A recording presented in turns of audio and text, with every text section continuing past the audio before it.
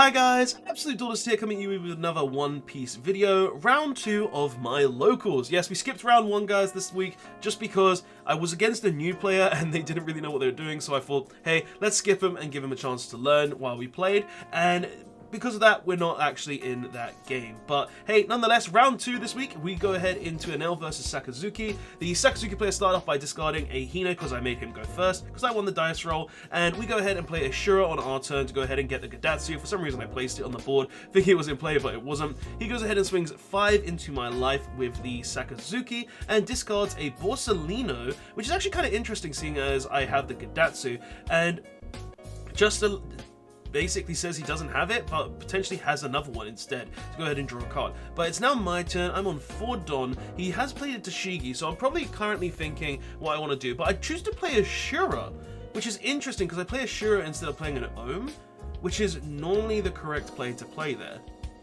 Or maybe I don't have it. But he swings 5 with the TCG. We counter with the Holly there. We take a life, and then we go ahead and did take a swing with the Sakazuki leader. He goes ahead and plays a Borsalino and passes turn. Our turn now of having 6 Don. Now, I go ahead and swing 6 into life, most likely. He does choose to take it. Rest 5. Kill the TCG with the Gadatsu. Because there's no point in actually trying to, you know, keep him on 4 life at this point with the starvation strategy if he has played a Borsalino. Okay, so what's the play for us though? Like, what does he want to do? What does Sakazuki want to do? So he's gonna go ahead and use Great Eruption, decreasing Gadatsu. Okay, which is normally the strat because he wants to go ahead and try to put it with the bottom. So he's probably gonna go ahead and swing with his leader to decrease it 1 more, right? Because then he can just drop a Lucci, potentially get rid of that. Okay, if he plays something else though, he could get rid of a Shura as well. But he is on what, 7 Don there? So yeah, he's on 7 Don. Swings 6 into life, decreases the Gadatsu. Putting it on 2. 5 Don left, so maybe he's going to play something else to decrease a Shura. Because he does have 5, otherwise why wouldn't you swing for 7 there? He can also just swing with the Borsalino, which is an option. So he rests 1. Plays a Suru, there we go. So he goes ahead and gets rid of both Gadatsu and also Shura with a Lucci, putting that to the bottom of the deck. To be honest, Sakazuki is just one of those decks that just has a ton of removal. So something I've been kind of thinking about how to play against it in Enel, because this is my testing for Nationals as well, guys. Like, I'm trying to try tons of different things with Enel to try and think if this is the deck that I'm taking to Nationals in 2 weeks. And honestly, I'm feeling more and more that it will be the deck that I take, just because it just seems to be the right thing to do. So I go ahead and swing with Enel though, hit the Borsalino gets blocked, and then we go ahead and play the Rush Enel to go ahead and swing into the Borsalino for 8 with 1 Don. Okay, so now it's the Sakazuki player's turn though. What's the Sakazuki player going to do? Looks like he's going to be splitting up his Don a bit, thinking about where he wants to go with that Don, because he does have 9, so potentially he could try to decrease the Enel a bit. But he's going to go ahead and swing 9 into Enel. And I go ahead and counter, just in case he tries to decrease it as well. Don't want to be dealing with that. And he is splitting up his Don a bit. So what's the play? So he puts 3 onto the side, possibly going to be swinging 8 into the Enel. Just because there's no reason swinging into my leader right now, because I'll just get a free life. So if he swings into the Enel, he can at least do stuff. So he goes ahead and decreases the Enel, and then Hound blazes the Enel away, or attempting to. Do I let it go though? I do just let it go because, well, I'm going to tell you why I chose to let it go, because if I let it go, then I don't lose a life and I don't lose a card in hand, right? So it means if he wants to swing that Sakazuki now, he has to swing into life, because he did boost the Sakazuki this game. And let's see what he's going to do though. So he goes ahead and discards a Hina here, draws a card, and he rests some to play a Branu. Looking at the top 3, gets a Borsalino. He's had 3 Borsalino this game. That's really good for him, because it's hard for me to remove with stuff like my Yamato and things. So I'm on 10 Don now. I play Yamato, go ahead and kill the Lucci, swing 6 into life. Does he choose to take it? And we also regain a life with that Yamato, which is very good. Like, Yamato is an insanely good card in it now. So we go ahead and take a life after he swings 5. He plays a 10-drop Kaido, drawing 4 cards. Okay, that's very good for him. But what do I want to do here? Do I want to make a push play? Because I could try to push for game here, where we go swing with Enel for 7, swing with Yamato for 9, and then potentially swing with Shura for 9 as well. But that wouldn't make sense just because the amount of cards in his hand. Like, we probably do try to decrease his life here, though. Just to try and, you know, clean up the board a bit. It looks like I'm just debating things. So we're going to swing 7 into life. And he does choose to counter it. We go ahead and swing 9, which he does take. We then play Rush Enel, which we swing 7 into life with. Does he choose to take this as well? No, he's going to counter it with a Borsalino and also a Tashigi. Okay, so he does go ahead and counter that, which is good for us. Okay, so his hand size is down now. He did have to use all 4 cards he essentially drew there, but his hand is still massive. So he's going to have to try and clear the board here, but we do have a lot of cards in hand as well.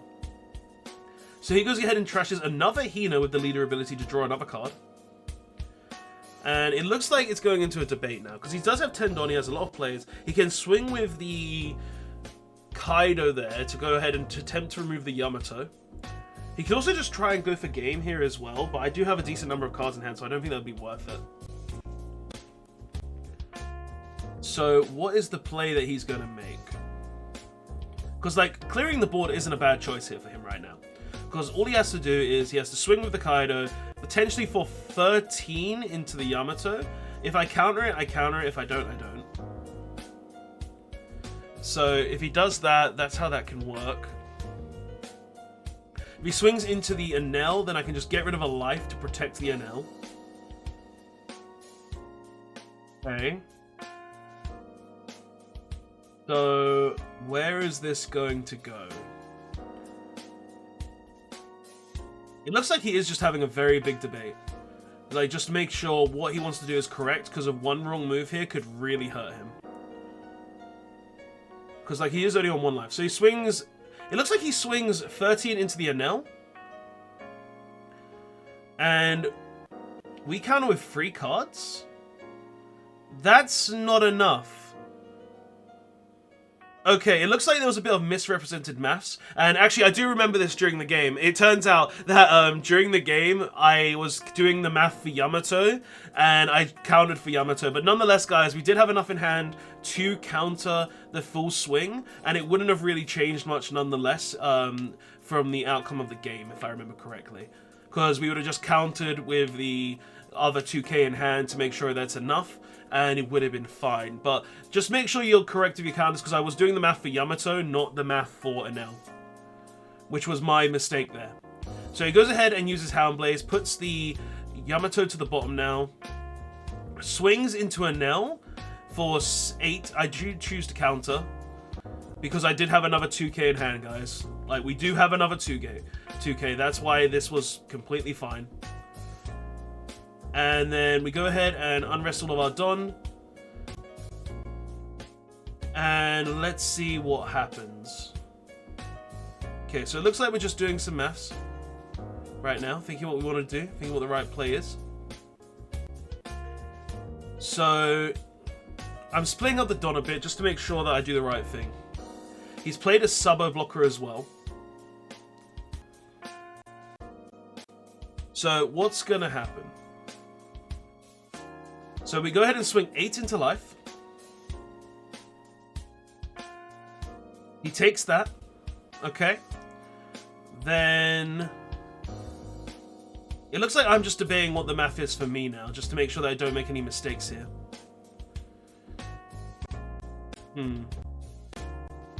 So it looks like we're going to swing 7 into life. Okay.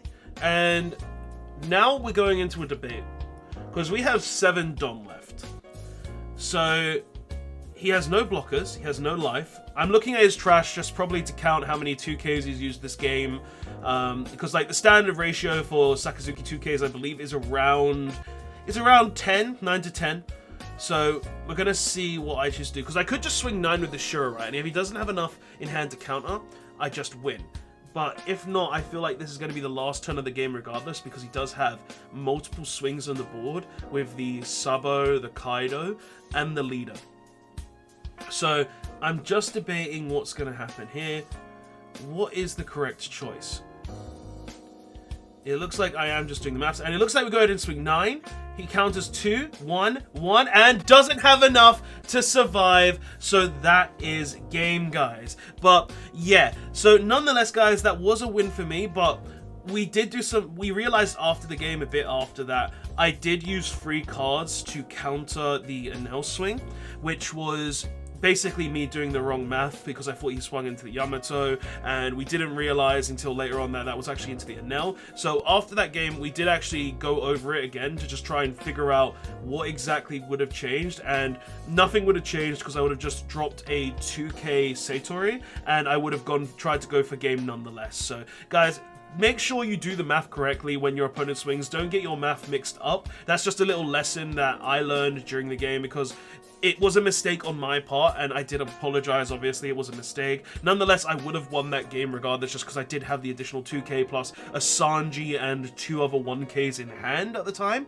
But for future reference, guys, just be careful with your math. Ensure that you don't mess it up. And yeah, just try to have fun and don't get too serious. We both realized after, and it was just like, oh crap, we did a bit of wrong math, but the outcome of the game wouldn't have changed, because of you still wouldn't have had enough to win. I would have still gone for game, and yeah, it just is what it is, right? But nonetheless, guys, I hope you did enjoy that game. Please don't forget to like, comment, and subscribe for more One Piece content, and I'll see you guys in the next one. And remember, do your counter math correct onto the correct character. In a bit all.